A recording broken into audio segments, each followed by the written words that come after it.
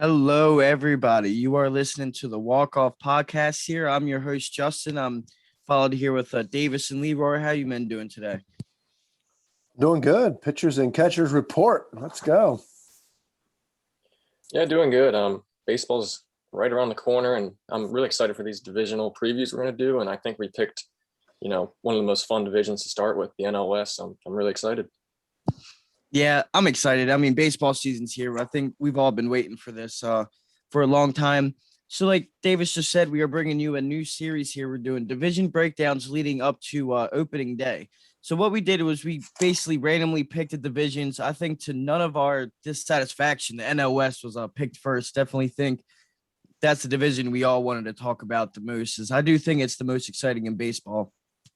So, we're going to start out here. We're going to start with the Rockies. Actually, we're going to go what we believe is kind of the bottom to the top here. We're going to talk about some additions to the team, some losses, their projected rotation lineup, and some predictions on these teams here. So, like I said, we're going to start with the Rockies. I'm going to start with the obvious one, the biggest loss. There's really two here. You lose Nolan Arenado and you lose $50 million. I mean, I don't think you can lose much better players in baseball than a Nolan Arenado, and along with that, dishing out $50 million to give him to the St. Louis Cardinals. But on that flip side, they did receive some prospects in that trade, one of whom, Austin Gomber, is actually, based on Fangraphs, is projected to be the number 5 starter in that rotation. So not a complete loss. They got something out of it, but they're losing Nolan Arenado. I mean, like you've heard me say, I think the best third baseman in baseball. So you, Davis, I'll go to you first. I want to hear what you think about this monumental loss as they're going into 2021. Yeah. The obvious big move to talk about for them is losing Arenado, and not to mention David Dahl is gone, and it seems kind of like a roster dump to me. I was looking at one of the odds, betting sites, and I think they're like second lowest odds to win the World Series. So not much to look forward to. It kind of reminds me of when the Orioles got rid of Machado, and we're like, all right, where do we go from here, right? It's not much to look forward to. But with the Rockies, I mean, there's ways they can win this season. Minor league season is back, which we didn't have last year. It's going to be big for them to develop guys. You got to find diamonds in the rough. When Machado left the Orioles, out of nowhere, Mancini emerges. You got guys are going to get on base, guys are going to score runs. So finding those kind of guys that can get through the season and build on the future is what's going to be the key for them this year. And it just happens to be that they're in one of the toughest, probably the toughest division with the two powerhouses we're going to talk about. And they still have some pretty good guys too. I mean, you got Blackman, Trevor Story. I think that benefits them as well if they're going to do like a deadline deal or something. Yeah, keep building up the prospects, and it's a team that just needs to look to the future. So there's ways they can be successful this year while having a terrible record. Yeah, Colorado's a mess right now. They really are. If you follow any of their social media or any of their fans on social media, the fans are not happy with what's going on there. It's really a shame what they've done. Obviously Arenado's huge. Not only was he a great player, he's a huge fan favorite. They've also, they traded away Kevin Pillar, Michael Givens, two big pieces, and didn't get much back.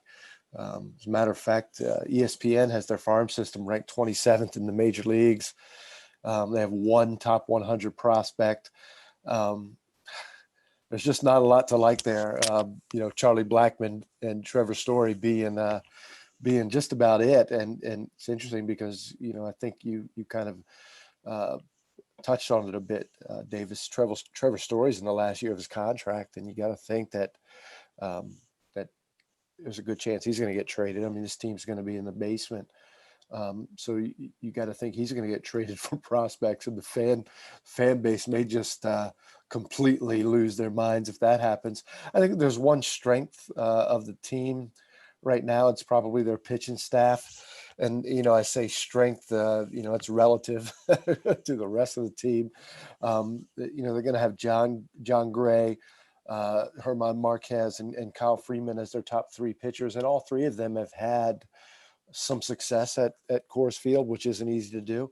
None of the 3 of them have had success in the same year, but they've all 3 had success. So I think if there's anything if there's anything to look forward to for the Rockies, it's going to be the top end of the pitching staff, and maybe trying to see who they get for Trevor Story. But they're really starting from the bottom. Their major league club's bad. Their minor league system's bad. They're basically starting over, which happens, right? It happens with every team at some point, unless you're the Dodgers and the Yankees and the Reds. Well, even the Red Sox. The one thing I'll be interested to watch is Ryan McMahon. He really showed some promise there for a little while, and he really regressed last year. I do want to see if he can bounce back. If he can, between Story, McMahon, and Blackman, that really gives them a solid top three in their lineup, with pitching that, if it's able to come through, maybe they can make a little noise. It's almost impossible to see them making the playoffs with the Dodgers and the Padres in their division. But and Fangraphs gives them a 0.3% chance, so it's not likely to happen. So they've got a while before they're competitive, I think. Yeah, I wanted to say for these poor Rocky fans, it's been hell of an off season. I mean, this actual season arguably might end up being even worse for them. But like you said, Leroy, there's a few things to watch. I thought that the top end of that rotation, really, that is a decent rotation, even in Coors Field. So it'll be interesting to see how they're kind of left to carry this team, because that's, for them to win really any ball games, it's kind of what that's gonna come down to. And then you actually took the words out of my mouth. I was going to talk about Ryan McMahon, and that's going to be interesting to see, because you're also going to see him be playing a lot more now without Nolan Arenado in the lineup, obviously starting 162 games at third base now that he's gone. So for Rocky fans, I mean, there is some stuff to look at. A few more losses there too, which are unfortunate. Ian Desmond again opts out of this season as he did last year. That's an odd loss as the fan to see, because it's not like he's injured or you traded him away, got something for him. I mean, he's just simply as it is, he's just not playing, and that's definitely an odd one to see as a fan. Like David said, you have David Dawes now in Texas with the Rangers. Tony Walters also elected free agency. I believe he's now with the Pirates. So not too many big names that are getting lost. Not too many big names are getting added. They also added first baseman Greg Bird to a minor league deal. Formerly from the Yankees. We got to see a decent bit of him. I actually thought he was a very serviceable first baseman. I think for a team like the Rockies, I mean, he can be another one of those guys that shows fans like, hey, we still are competing at a major league level. So that'll be an interesting one to see there. I wanted to go through the projected lineup from Fangraphs real quick, which I wanted to say right now. I mean, Fangraphs can always be exactly 100% right or absolutely wrong. So that saying the projected lineup here doesn't always mean that's true. But you got Remiel Tapia still in the outfield, Trevor Story. Lord knows if he's going to be in this lineup come August. That's going to be a big story to watch. You still have Charlie Blackmon, Ryan McMahon. They have him projected starting at third now. So we're going to get to see a lot of that. CJ Cron, Sam Hilliard, Brendan Rodgers, and Elias Diaz. I mean, no one's going to pop out to you and be like, man, I can't wait to see this guy play, and as an Oriole fan, speaking to the Rockies fans, we feel you. We know how that is. You got to stick with your team. It's going to come around. And like I said, you're even getting already a back end starter out of that Arenado deal. When we think about that Manny Machado deal, it took us until last year to see, projects or prospects from that reaching the major league level. So not all bad for the Rockies, just unfortunately mostly bad. Want to real quick with you two, you have any last thoughts on the Colorado Rockies for 2021? Yeah, I think it's a team that, it's going to be somewhere in the 50s as far as wins. Could be the worst team in the league because you're going to have to play really good teams consistently. But like I said, I mean, you got to come with the positives, try to work on that farm system, try to add more prospects through trades. And, I think as Orioles fans, we're kind of like used to that kind of mentality. But for them, Rockies fans, it's going to be hard to get used to, but you just got to take the positives away.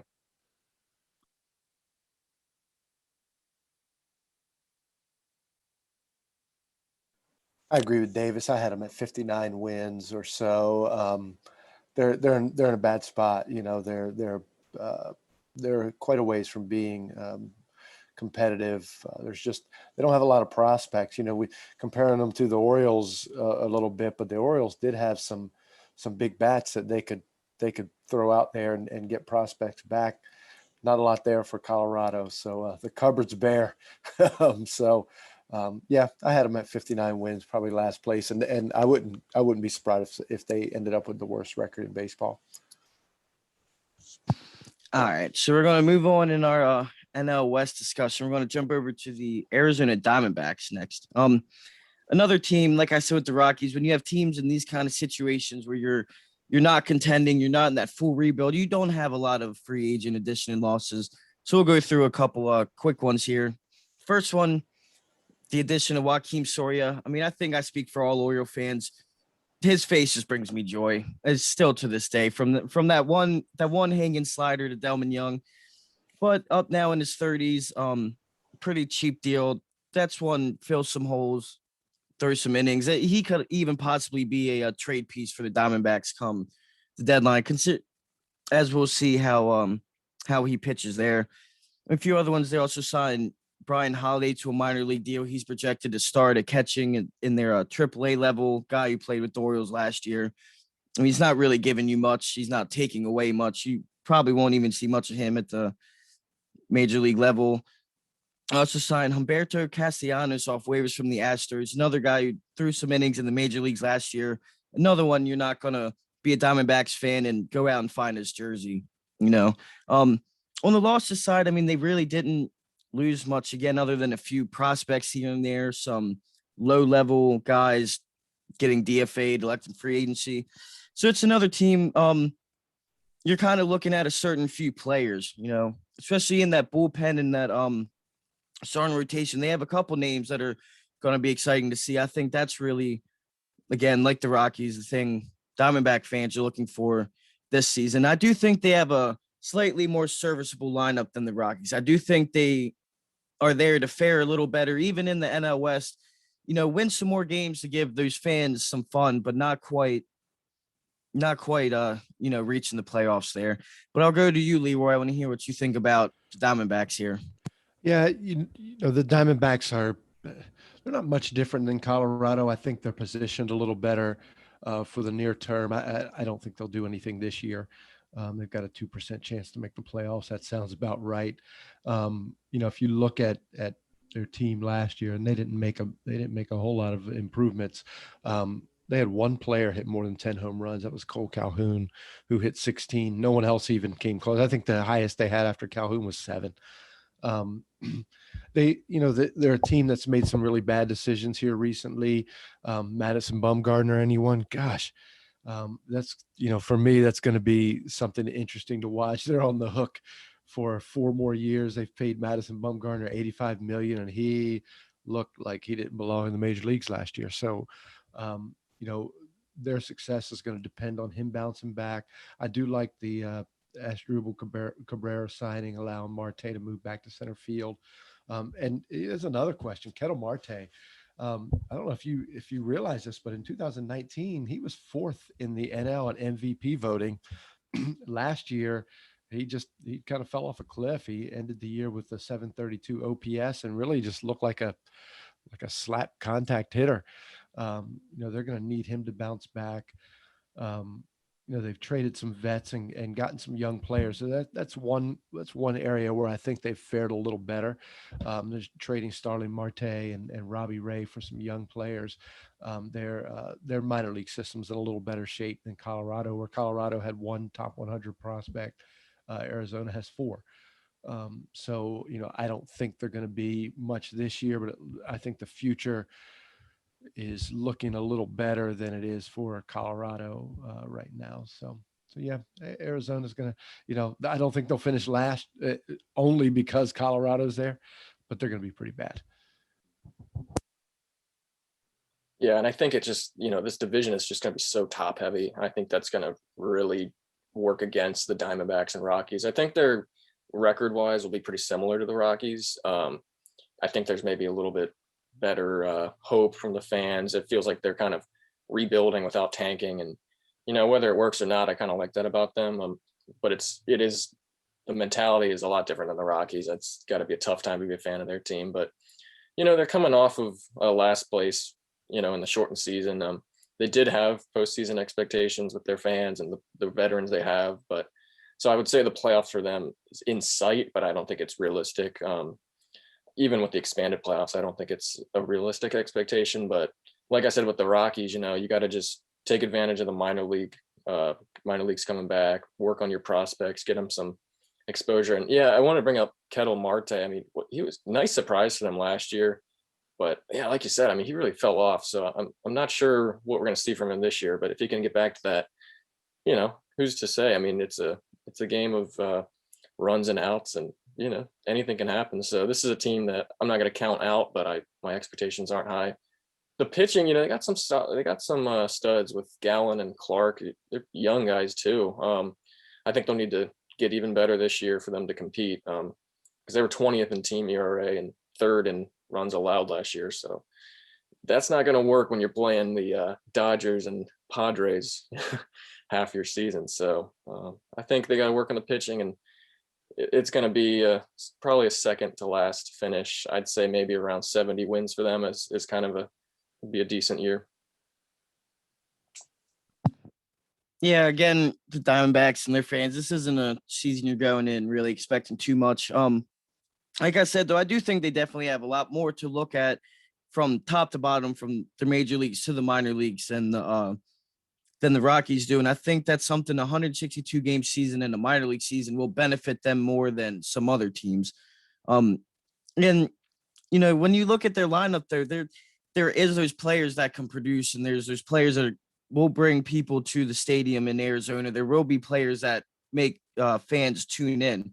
They're like Leroy said, you saw Cole Calhoun last year at 16 home runs as their right fielder. He's going to be someone that's going to knock the ball out of the yard, especially in the 162 game season again. Kettle Marte, that'll be an interesting one to see how that works, especially now that he can move back to center field. So that'll be interesting. I still think Christian Walker plays a pretty good first base. That's kind of someone I've always thought he kind of gets lost in the sauce of the age of fantastic first baseman. And he's still there working. And other than that, the Asdrubal Cabrera move was a good one. That's the one I miss in the additions. It's definitely someone that can bring some production to that team. But I'm really excited to look at how that rotation in the bullpen is with Mad Bum. I love me some Madison Bumgarner. The way he pitched last year, that was hard to watch. He put a different emphasis on his nickname Mad Bum.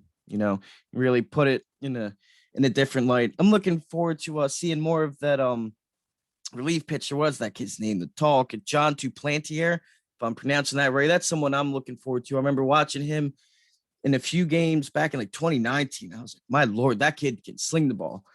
And it's players like that for a team like the Diamondbacks that you're really looking forward to seeing.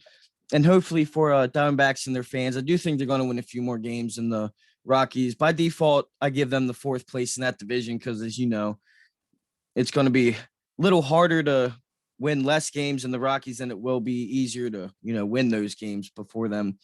So we're really going to see how that goes. And again, they're going to be playing 200 win teams in that division. More than likely, not more than likely, almost positively, you're going to have a 100-game winner as that first wild card spot in the NL this season. Now, without expanded playoffs, so you have the Dodgers and Padres.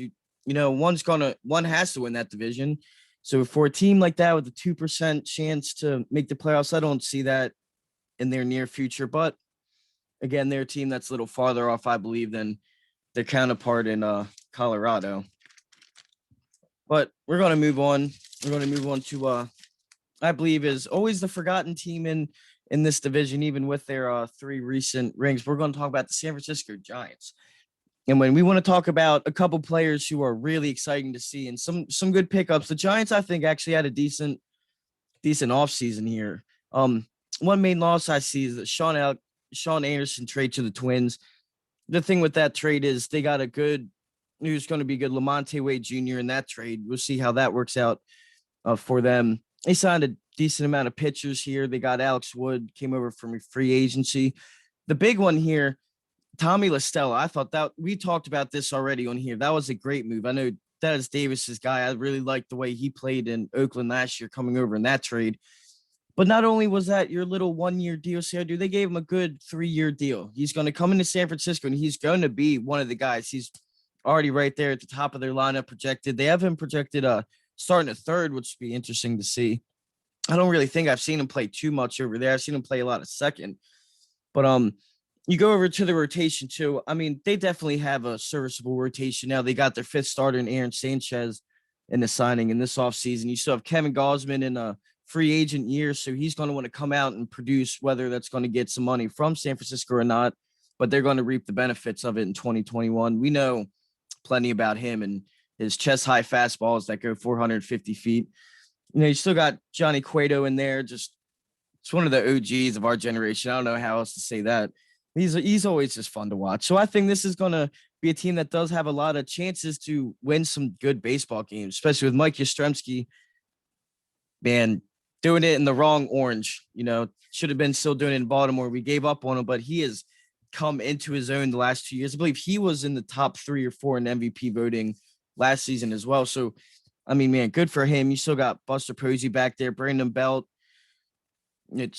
We're going to see how the Giants go. I don't think they make too much noise in this division, though. Again, because you basically have two evil empires, as we like to call them, at the top of your division. So this one will be interesting for the Giants. I want to go to you, Davis, first here. I want to see what you think about the Bay Area. Yeah, I mean, 2020 was the team's 4th straight losing season, which you'd think, you'd be not feeling good about that. But it was a big improvement for them, and they came very close to making the extended playoffs. And their president of operations, Farhan Zaidi, he actually said that the Giants were one left-handed batter short. So what do? They bring in Tommy La Stella, and you can, go back and listen to our episode from the playoffs. But, we were big on him coming to the A's. He's a utility guy, left-handed. He can play almost every position, and they have a really good lineup against the righties now. And I like what he brings defensively too. I like the idea of Buster Posey and young catcher Joey Bart, who's one of their top prospects. Who better to learn from than Posey? So I think that's a good duo. And then Yastrzemski, that's their bright spot of 2020, and I don't think he's going to slow down. I mean, I think he's hitting at such a high level, led the team in runs, walks, and just about every category. He was right there. So he's a guy they got to focus on. They got to keep him healthy. I don't know. I think the Giants are a team that could surprise us. I don't think they will. I think they could, though. Like I said, in baseball, anything can happen. It's a team I see somewhere as around 500, which, compared to the Rockies and Diamondbacks, it's a lot better. And when you're playing, like we've been saying, with these two powerhouses, it's, maybe a 500 season gets you to the playoffs, and you really can't hang you can't be too upset about that. So I think they got to win some key games, though. I think they're going to have to steal a couple, some series from the Padres, Dodgers, and win the ones they're supposed to win, and, sneak a couple wins that they shouldn't, and maybe they'll make the playoffs, but their stock is trending up. There's certainly some hope for Giants fans. So I think it's a team that could surprise us. I would predict around 70 wins as well for them. But out of all the teams in this division that, we're sleeping on so far, I think they're the one with the most promise. Yeah, I agree. The Giants are an interesting team for me this year, and get to be really interesting in future years. The Giants are a rebuilding team, but they're really old for a rebuilding team, which is a little bit odd. They have the highest batting age average batting age player in Major League Baseball, but they're rebuilding. And they've done well with their farm system. They've got the 12th rated farm system in baseball, according to ESPN. They have 4 top 100 prospects. And, the Giants, they have deep pockets. The Giants can, when the time is right, the Giants can spend with the Dodgers and the Padres. The time's just not right, not just yet. But they next year, they've got potentially $100 million coming off their books with Johnny Cueto and Buster Posey. And next year's free agent class is looking really good. So while this year I think they happen to be in the wrong division, if they're in the NL Central, we might be talking differently about them. This year I think they're in the wrong division, but they certainly will make things interesting in the coming years. When you think about the Dodgers and the Padres, who we're going to talk about, and then a reloaded Giants team in 2 years, this NL West is going to be a meat grinder. But looking at this year, a couple of things that I'm looking at, Buster Posey being one of them.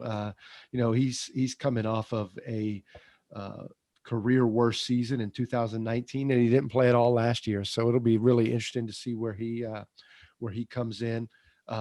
If he returns to pre-2019 form, I mean, you've got a lineup with Yastrzemski, Wilmer Flores, Brandon Belt, Alex Dickerson, Tommy La Stella, and Buster Posey.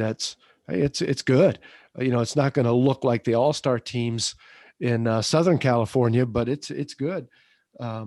Just probably not good enough to really make any noise. I'm like Davis. I've got him going 81 and 81. Yeah, I mean, I think that's pretty fair. It's weird to say you could look at a team and go 81 and 81 and be third in their division and really just be not relevant, but that's just, the life of the NL West right now. I think this is a team where it doesn't hurt the Rockies and Diamondbacks as much, because truthfully in any division, they're going to be down at the bottom anyway. But this is a division where the Giants are just kind of getting screwed from the division they're playing in right now. And I want to make a point of what you said about the age and the rebuild, which is pretty interesting. When you think of it, they are kind of going through this rebuild, but they're kind of doing it in a different way than we're used to seeing. When you look at these players like Yastrzemski, I mean, he was essentially made his debut with the Giants. You not homegrown there, but for what it's worth, basically is. And then you look at the rest of the lineup with the age, though, it is those same players that they did that with, before. And part of what I like what Davis said about with their top prospect catcher and Buster Posey is, I mean, you do need that mentor somewhere, and who better to do that than Buster Posey? Or if you have a guy like Brandon Crawford still at shortstop, and you have Brandon Belt at first base, you do that same thing with other prospects and younger players, while you're also still putting a product on the field. Because again, as we talk about all the time with rebuild, especially with the Orioles, you still have to put a product on the field. So that's interesting too. And then even when I was looking at Fangraphs, like their bench even looks pretty good for a team that you wouldn't consider being a playoff team.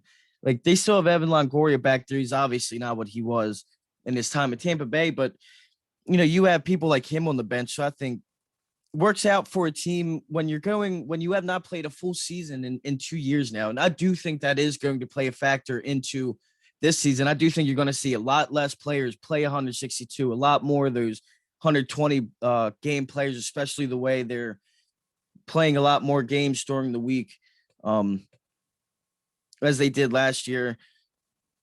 Definitely think that's a big part of that. It's going to be interesting to see how they do in this division, though. I really think they're just going to get slept on, and that is kind of unfortunate because any team with 3 rings in the last 12 years should never get slept on, whether they're winning 50 games or not.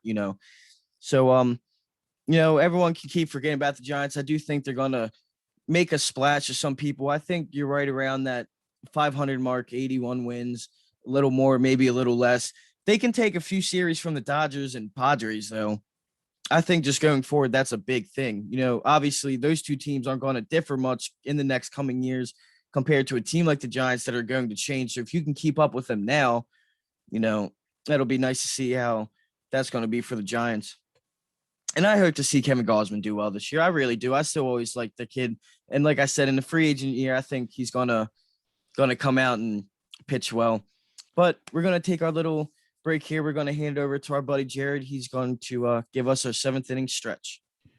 All right, guys, NL West, we are halfway through on this episode of The Walk-Off. We have to start the stretch off with our weekly trivia question. Leroy and Justin both have 2. They are tied. Davis at 1, not too far behind, but let's see what will happen this week. Here we go. Trivia question this week. Pitchers and catchers are reporting. They've been there for about 3 days now. I'm going to get a little trivia question here from Justin's favorite catcher. Yadier Molina leads all active catchers with 932 RBI. Who is second? Think about it. And active catchers. Yes, active catchers. What are we thinking here? I mean, I want to say Buster Posey. Yeah, I think it would only make sense just talking about him. I Posey's the only one that comes to mind. Maybe it was just because we were just talking about him though. I'll lock it in Posey. Okay. Yeah. I just feel like that's too easy though. Yeah. I'm thinking the same thing, but if I'm wrong, you guys are going to get a point on me.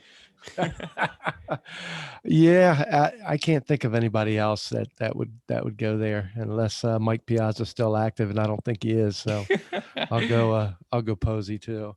Man, all three of you going Buster Posey, but guess what, guys? All three are wrong. Second in RBIs and active catchers, somebody you wouldn't think, Kurt Suzuki is second in catchers RBIs with 699. So nobody gets a point this week, but that's okay. Leroy and Justin still tied at 2 with Davis not too far behind at 1. But that was a trivia question. Let's get into our NL West special edition of the 7th inning stretch. All right, guys, just like Justin said earlier in the show, Rockies outfielder Ian Desmond is opting out of the 2021 season, at least temporarily. He made the announcement on his Instagram page, and of course, we know that he opted out of last season as well. He was slated to make $8 million in the final guaranteed year of his contract with Colorado. So he might pull a Nick Markakis and opt out and come back a little later in the season. We'll see, but this is his final guaranteed year. He has an option year after this year, but his future in Colorado is unknown. The Giants, we just got done talking about him, and right-hander Shun Yamaguchi are in agreement on a contract. The deal is likely to be split in major league and minor league money. So Yamaguchi signed a 2-year deal with Toronto that was worth $6.35 million last year, but the transition did not go well, and as planned. But Yamaguchi pitched to an 8.06 ERA over 25 and 2/3 innings out of the bullpen. Not the year you want to have, but maybe he can turn it around with the Giants this year. And lastly, not to end it on a bad note, but Arizona Diamondbacks catcher Stephen Vogt tested positive for COVID-19 and has yet to arrive at D-backs camp, manager Torey Lovullo told The Athletic. And it isn't known if Vogt might be available or if he's suffering from any symptoms, though Torey Lovullo did bring some lightness to the situation by mentioning that Vogt was practicing putting stroke in his kitchen while having a FaceTime conversation together. So hopefully Stephen Vogt will be back on the field soon. But that is your 7th inning stretch for this week. Justin, back to you. Going into the Padres and Dodgers. Let's do it. All right. So I think we are very excited to talk about these next two teams. Kind of playing in there, the two of them are almost going to take up as much time as the previous three. So we're going to start here with the San Diego Padres, formerly known as the Slam Diego Padres. And this offseason, man, they made a slam for sure. I'm going to go with losses here first because this will be a little easier. The first one I put in here is a little different. I put Mike Clevenger as a loss for the purpose being, they go out, they get him in that trade last season, and then he will not pitch in 2021 as he had to get Tommy John surgery. So, as weird as it is to say that this rotation could be even better, it could have been even better. They also lost Zach Davies, but in a way, they gained off of that. They sent Zach Davies to the Cubs. They sent him with a plethora of prospects as well, and they got Yu Darvish. I mean, obviously someone, as we know, Davis loves Yu Darvish. He's going right there at the top of their rotation. It's a loss. They're losing Zach Davies, but that's a gain. Gave up a bunch of prospects for Joe Musgrove, just completely robbed the Pirates. We talked about that before. I won't get Leroy started. Also lost Trevor Rosenthal to free agency, Kirby Yates to free agency. I mean, a few arms in there, but they're also picking those arms back up. I think they did a really good job of reloading what they did lose, and they even gained a lot more. First edition here, I'm going to talk about Tatis as an addition. That contract, man, my Lord, good for him, but I thought that was real early. I mean, kid only has a select number of at bats, and he's already one of the highest paid players. 14-year deal, $340 million. Admittedly, I don't want to say only 35 when this contract goes up, but it's a much more tradable contract than a lot of ones we have seen, even on that same side of the infield for that same team, you know. So that was an interesting deal. I put that as addition.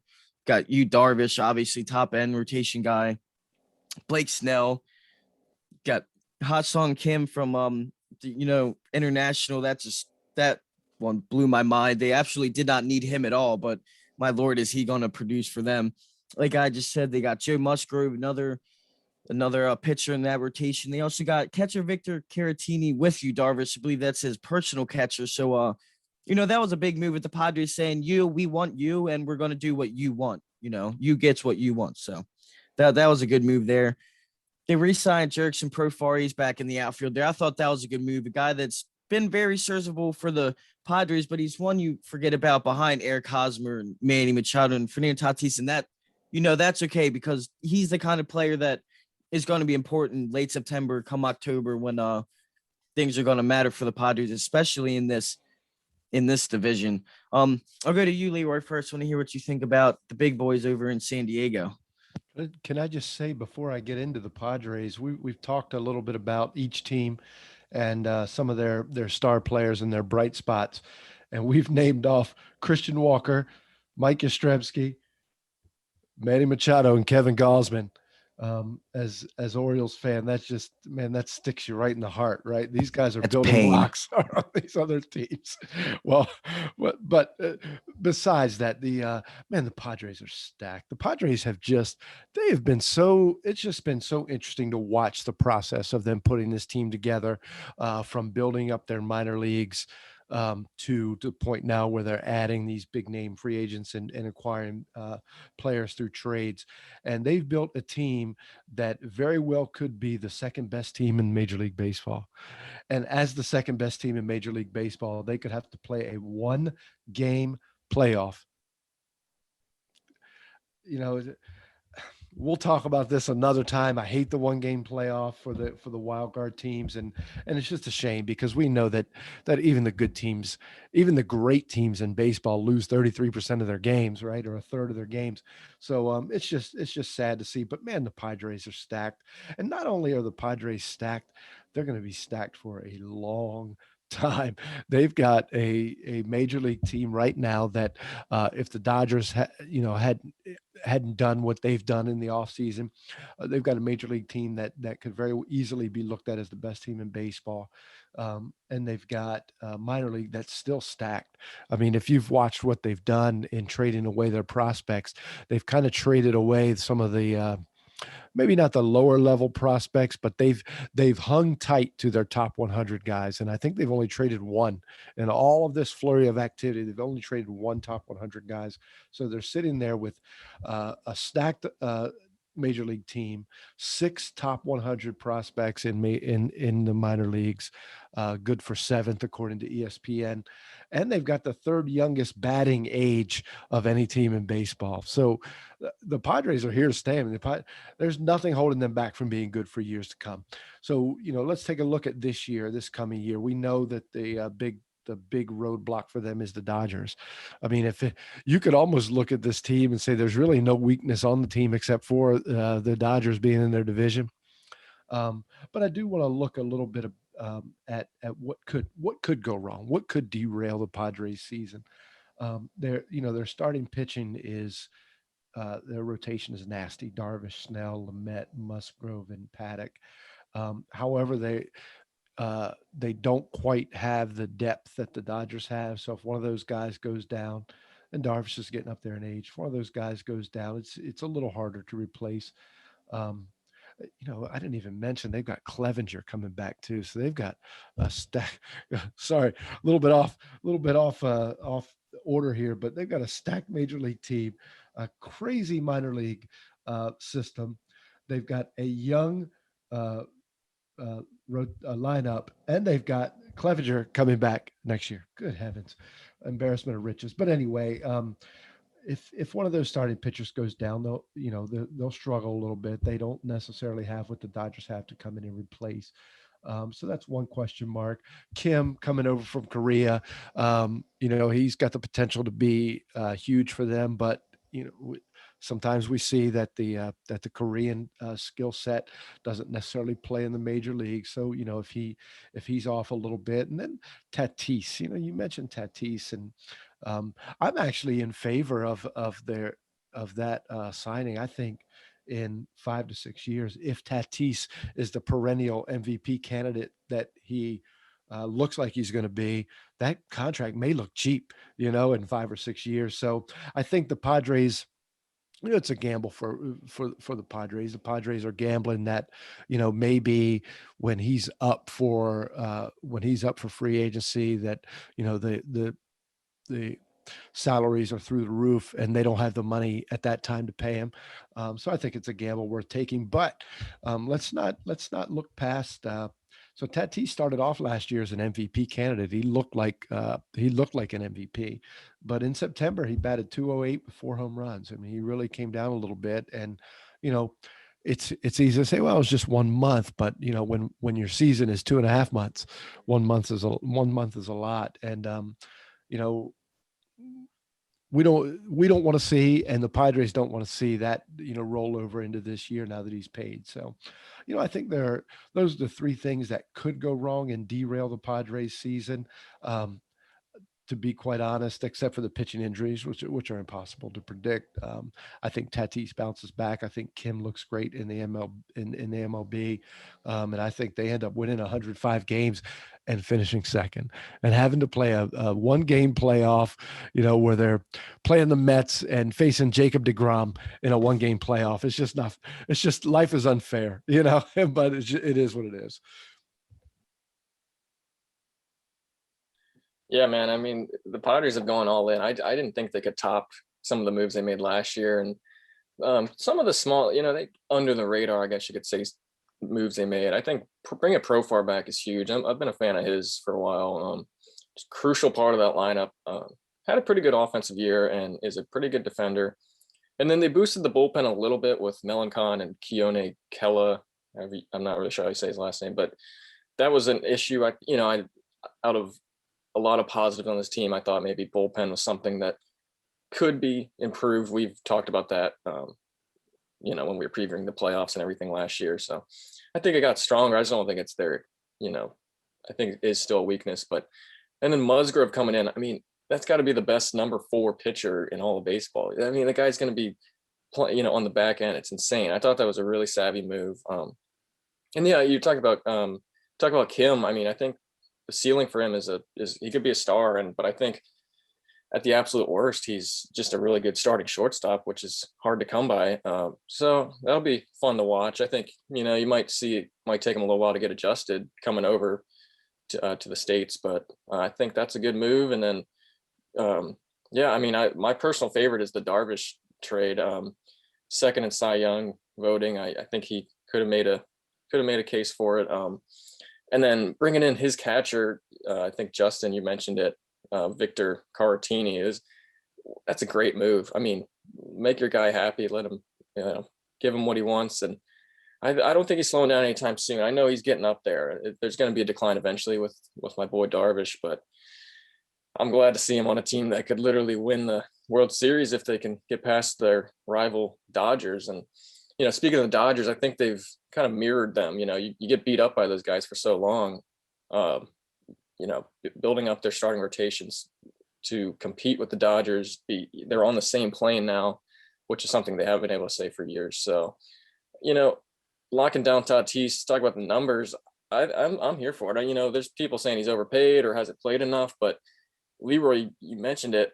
If you try to re-sign him years from now, the price continue to go up. I mean, this is a guy that could be the face of baseball. So it's a move they had to make, and you lock him up with him and Machado. That's a duo to build around. So I think they'll easily get 90 wins. I think we'll see 2 teams in the same division with 100 wins, and I don't know. It might be a toss-up to see who wins. I think the Dodgers have the edge, but man, the Padres are going to be fun to watch. These are 2 really fun teams. Yeah, I'm really excited to see the Padres this year. Thought it was funny what Leroy said. It's kind of true. Their biggest flaw right now is simply being in the NL West. I mean, Oriole fans and, everyone, we saw it a couple years ago. I believe this was 2018. You had 200 game winners in the AL East, and the Red Sox, I believe, won 108, won the division, and the Yankees were at 100. I believe they were in the wild card. And granted, they beat the Twins. Remember that game? There was a home run derby in the first inning. It was a crazy game, but very good point. It's going to be really odd for the Padres because they can go through this season blowing by everyone. I really do think they compete with the Dodgers because when you look at their lineup, like, yes, they have some of the biggest names of baseball. Manny Machado, you have Fernando Tatis, who I truly believe is the greatest thing to happen to baseball in my lifetime. I mean, even Eric Hosmer, I'd still consider as one of those top guys. He's still over there first base. But when you really look at their lineup and what they've been able to create largely in trades and free agency, they have really built an all-around good baseball team, and that is very important in a game where you play 162 games in a year. When you see people like Trent Grisham, who they completely resurrected his career after that monumental blunder in the wild card game with the Brewers, which we can even use that as an example as why that single game just does not work out. And you have other players like Will Myers, really has always been a great player in San Diego, but before they were winning all these games, he really fell under the radar. He's another guy that's going to be very exciting to watch. Seeing Kim in there, how he's going to work in there is going to be really cool because you cannot forget that the Padres still have one of the most exciting young second basemen in all of baseball, and Jake Cronenworth. And you guys know I don't shut up about this kid and how much I want him in Baltimore. But he is certainly someone you're going to watch. He's going to get to play in a full season. And even with Kim in there, I don't see why he's not playing a good majority of their games. So when you really look at every little piece that the Padres are putting on that field, just all around it, it is a very complete baseball team. And that is, as we know, a very important thing in baseball. You can have three of the best players in all of baseball. You could have the best player in all of baseball, and you're not going to do much. Just look at Philly and the Angels, So they really did build this team, I think, in the right way. We talk about all the time, though, just the rich getting richer. You look at this lineup, you got Trent Grisham, just not an expensive signing, but free agency. Fernando Tatis even was a trade. For people don't know, the White Sox gave him up for James Shields, but I'm not going to break Chicago's heart like that right now. I mean, Manny, at the moment, biggest free agent deal of all time. Tommy Pham, one of the most underrated trades of 2 off seasons ago. And you look at the rotation: Yu Darvish, trade; Blake Snell, trade; Joe Musgrove, trade. 3 out of their 5, one had not thrown a pitch in San Diego yet, but are just, were big trades that they brought over. They're doing it the right way. They're taking advantage of their market. And I think that's something that if certain teams we see really take advantage of it, sometimes it's too much, but in a way like this, it's smart because they're competing with a Los Angeles Dodgers team. And, if you can't beat them in a way, join them, go out and spend that money before they do. I think they were able to do that with a lot of players, as well as those trades. I mean, those are just smart front office trades, getting Blake Snell for almost nothing, Yu Darvish for almost nothing, maintaining your farm system like that. That has nothing to do with money, and in the end, it's going to be those kind of moves that are going to propel the Padres to what I think will be second in the NL West. But I made a point here to say it's not going to be any more than 3 games between these two teams. And really with 3 games, that's a series that can go either way very quickly. So I'm very excited to see the Padres this year. I really, really hope, they can survive a 1-game playoff because that whole thing just infuriates me. But again, me and Leroy could go for like 5 hours on that. So we're gonna actually move on again here. We're gonna go over to the reigning champs. We're gonna talk about the Dodgers and the rich getting richer. Let me just say that before we get into anything. We'll go start with the rich elephant in the room, Trevor Bauer being signed. I mean, richest player in baseball at the moment. Did the whole LeBron James video thing. I did think that was cool, although I had my feelings about his social media blunder with all that. Dodgers re-signed Justin Turner, $34 million for 2 years. I mean, that's just, to me, is a little wild. This is a funny one. In addition, technically, this year is going to be David Price in that rotation. As good as that rotation was last year, David Price opted out of that season, and we did not even see him pitch in a rotation that was already one of the best in baseball. So now you're throwing David Price in there, projected as the number 5 starter behind Clayton Kershaw, Trevor Bauer, Walker Buehler, Julio Urias, who just absolutely took the MLB by storm, in my opinion, in the playoffs last year. And now David Price as your 5th starter. So, I mean, those are a couple additions there. They also got Blake Trinian in the bullpen there. I'm not sure if I pronounced that right. I do apologize. But then when you look at losses, they really didn't lose much. I mean, you lost utility man, second baseman Kike Hernandez. He's always one I thought was a little underrated on those very good Dodger teams. You know, I believe he's now in Boston. So if I am correct on that, we'll be seeing, a lot more of him as Oriole fans. But I'll go to you, Davis, first. I want to hear what you think about this just absolute Golden State Warrior baseball team. Yeah, and this has got to be the most likely back-to-back World Series winner I think we've seen in quite some time. I mean, it's a team that dominated all year long. Every podcast, every week, we'd be talking about Dodgers, all this Dodgers stuff, win the World Series, and then now they get significantly better, bringing in, an absolute ace in Bauer to go along with the other really good pitchers they have. So you'd be a fool to not pick them. I mean, they're just top to bottom, I think, better than every other team. I mean, you can pick any category and you can make an argument why they're the best in baseball. So for me, it's, their batters hit with such power, but average as well. And I think paired with their pitching, it's just, I mean, as simple as it sounds, they're just better than everybody else at everything. And it's a little unfair how they're doing it, bringing in these guys, got the money to spend, we're sitting here as Orioles fans, we're like, wait, you can pay people that much, but I think all eyes are going to be Bauer. He's kind of come a little bit of a villain through this whole thing, which he enjoys. He likes the publicity, but I think it'll be fun to watch him. I think he looks poised to keep trending in the right direction. I like him as a favorite to win the Cy Young.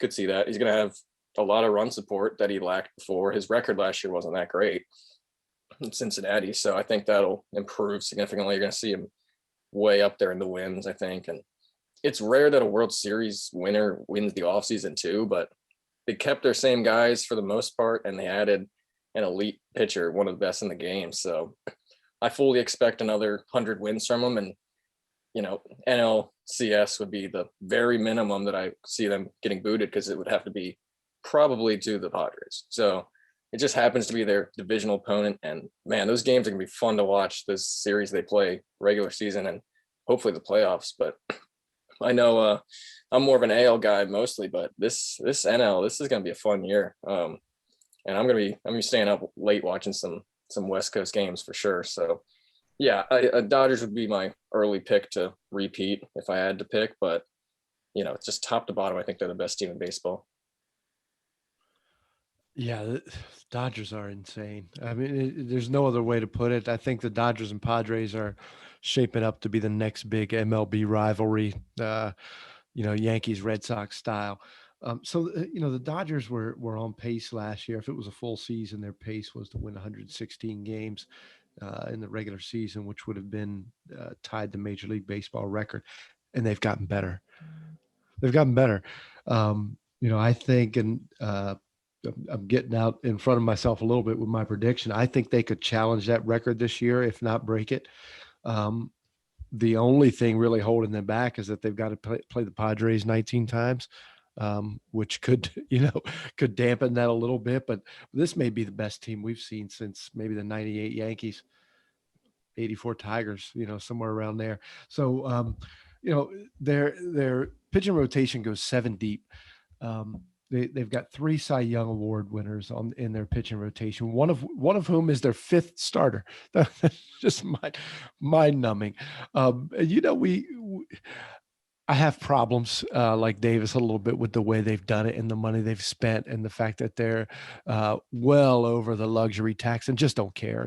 I last week I equated it to writing a guy with a Lamborghini a speeding ticket for $100. It just doesn't matter to them. But with that being said, they've also done things the right way. If you look at their projected starter rotation of Kershaw, Buehler, Bauer, Urias, and Price, 3 of those guys were drafted by the Dodgers. I think the Padres only have one, maybe two, maybe Paddock. I'm not sure if Paddock was drafted by the Padres, but they can withstand injury. They're so deep. They can withstand injury. Any of those pitchers can go down, and they can easily put Dustin May or Tony Gonsolin in and not lose much. When you look at their lineup, their projected seventh hole batter, AJ Pollock, is projected to hit almost 30 home runs.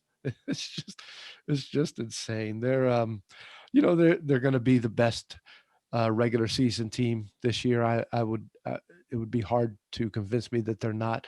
But of course, anything can happen in the playoffs, although they've positioned themselves well with what they've done with their pitching staff. I don't know I don't know if there's a weakness. I can't find one.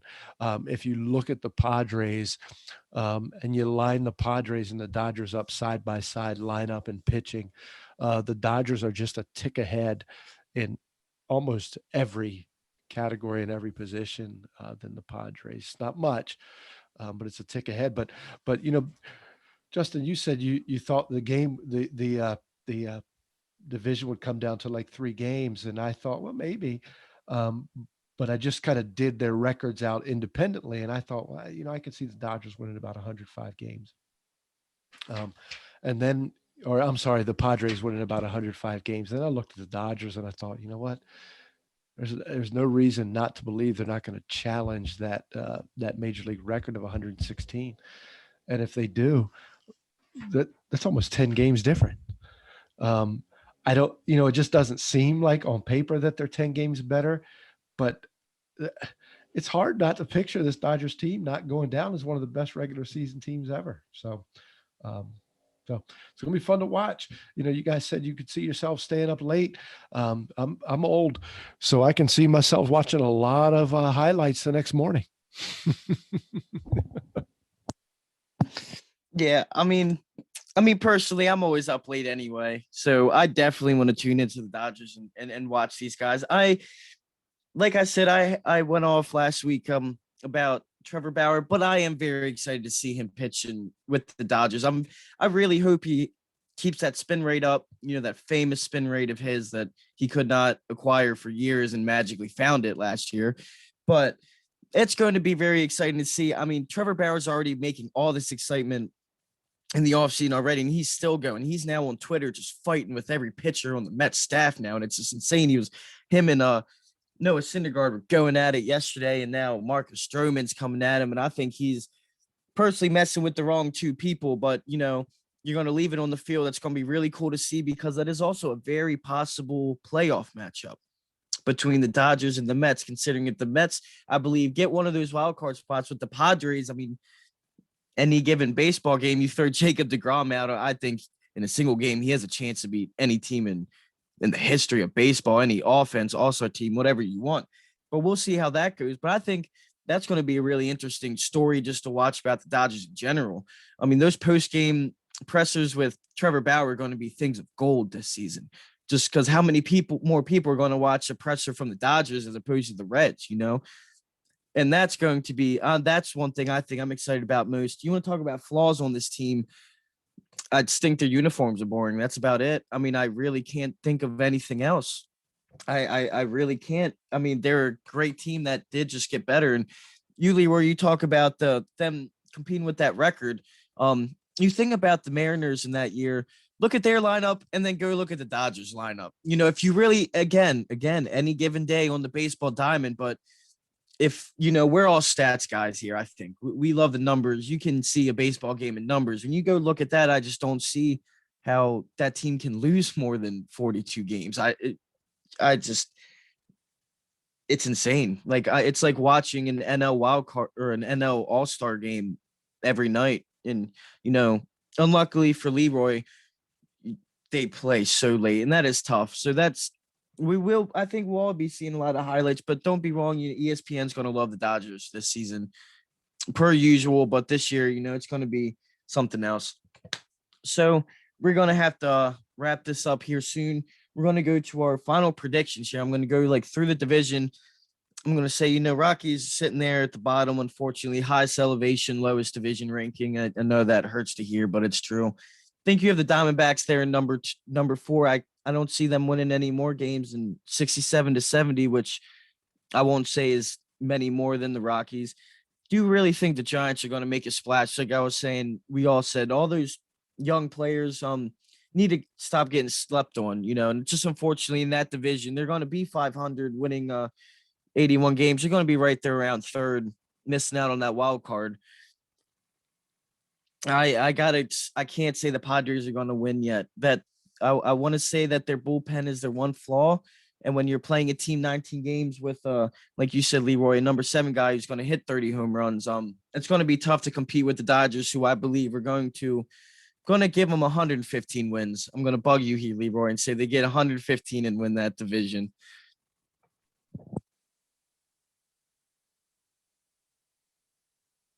Muted. That'll be something to watch, the chase for the MLB record.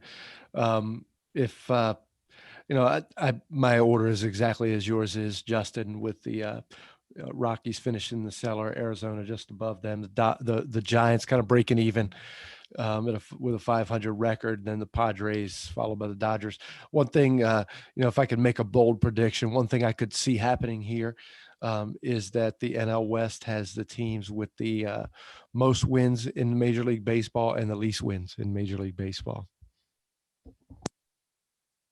It really is a top-heavy division. I think, these 2 teams at the bottom are going to be way down there, the Diamondbacks and Rockies. I think the Giants will be a fun team to watch. Like I said, I don't think they'll make much noise, but I think they're trending in the right direction. I think Dodgers and Padres is just going to be a shootout for first. I think both will get over 100 wins. I think the Dodgers have the edge. I don't think anybody can argue against that. So I'll give the edge to the Dodgers by about 5 games or so.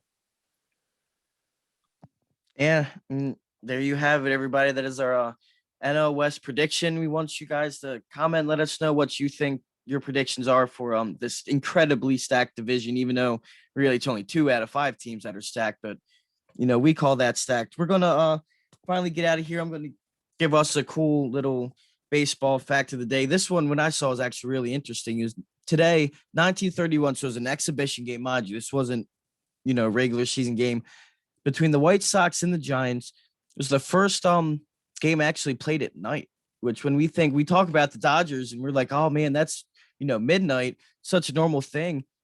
1931 wasn't that long ago, your first night game. So I thought that was pretty cool to leave us off here. But like I said, it is time. Next week, we're going to go over to the NL Central. We're going to talk about my NL team, the Cardinals there. I'm excited for that. But for this week, I thank everyone for listening, and it is time to walk it off.